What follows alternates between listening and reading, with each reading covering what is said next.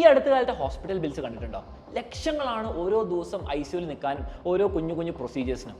Medical inflation 15%. അതിൻ്റെ അർത്ഥം ഓരോ മെഡിക്കൽ പ്രൊസീജിയറും ട്രീറ്റ്മെൻറ്റിനും 15% വർഷാവർഷം പൈസ കൂടിക്കൊണ്ടിരിക്കുക. ആൻഡ് നിങ്ങളുടെ സാലറി വെറും 4 to 5% കൂടുന്നുള്ളൂ. നാളെ നിങ്ങൾക്കോ നിങ്ങളുടെ ഫാമിലിക്കോ എന്തെങ്കിലും മെഡിക്കൽ എമർജൻസി വന്നാൽ നിങ്ങൾ ഫൈനാൻഷ്യലി റെഡിയാണോ? ഇതേ ചോദ്യമാണ് ഞാൻ എന്നോട് ചോദിച്ചത് എൻ്റെ പേരൻസിൻ്റെ ഹെൽത്ത് ഇൻഷുറൻസ് പോളിസി എടുക്കുമ്പോൾ. അപ്പോൾ ഞാൻ തീരുമാനിച്ചു ഏറ്റവും ബെസ്റ്റ് പോളിസി നിങ്ങൾ എടുത്തു കളയാമെന്ന്. അപ്പോഴാണ് കൺഫ്യൂഷൻ തുടങ്ങിയത്. ഹെൽത്ത് ഇൻഷുറൻസ് എടുക്കാൻ വേണ്ടിയിട്ട് കുറേ കമ്പനീസ് ഉണ്ട് ഇന്ത്യയിൽ. ആൻഡ് ഓരോ കമ്പനിക്ക് ഓരോ റൂൾസ് ആണ്.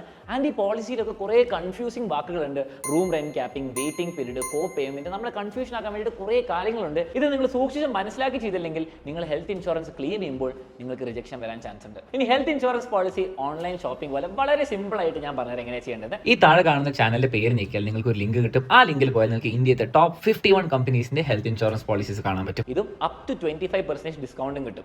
നിങ്ങൾ വെറും 300 to 400 രൂപ നിങ്ങൾ മാസം സ്പെൻഡ് ചെയ്യുകയാണെങ്കിൽ അപ് ടു 1 crore കവറേജ് വരെ കിട്ടുന്ന പ്ലാൻസ് കിട്ടും. ഇതിൽ ഏറ്റവും ബെസ്റ്റ് കാര്യം എന്ന് വെച്ചാൽ എല്ലാ പോളിസീസും മനസ്സിലാക്കി കമ്പയർ ചെയ്ത് ഓരോ ഫീച്ചറും നോക്കി നിങ്ങൾക്ക് ഏതാണോ ഏറ്റവും ബെസ്റ്റ് പോളിസി നിങ്ങൾക്ക് ചൂസ് ചെയ്യാൻ പറ്റും, ഒരു കൺഫ്യൂഷൻ ഇല്ലാതെ. അപ്പോൾ ലിങ്ക് കിട്ടാൻ വേണ്ടിയിട്ട് എൻ്റെ പ്രൊഫൈലിലേയും നീക്കിയാൽ നിങ്ങൾക്ക് കാണുന്നതായിരിക്കും. ബെസ്റ്റ് പോളിസി സെലക്ട് ചെയ്യുക. എന്നിട്ട് നിങ്ങളുടെ ഫ്യൂച്ചർ മെഡിക്കലി സെക്യൂർ ആക്കി വെക്കുക.